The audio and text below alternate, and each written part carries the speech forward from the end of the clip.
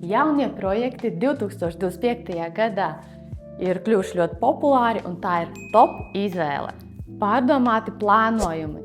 Mūsdienu jaunajos projektos katrs kvadrātmetrs tiek izmantots maksimāli funkcionāli. Gaišas telpas, loģisks izkārtojums ir pielāgots ikdienas vajadzībām.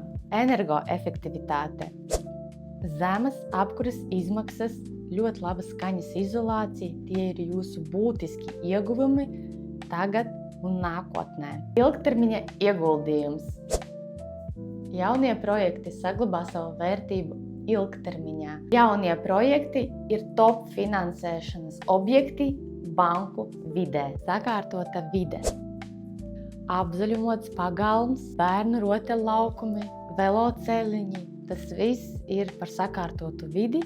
Jaunajos projektos tu uzreiz nāc gatavā vidē un baudi. Ja tu 2025. gadā plāno iegādāties jauno projektu, raksti man un es parādīšu, kuri projekti ir tā vērti.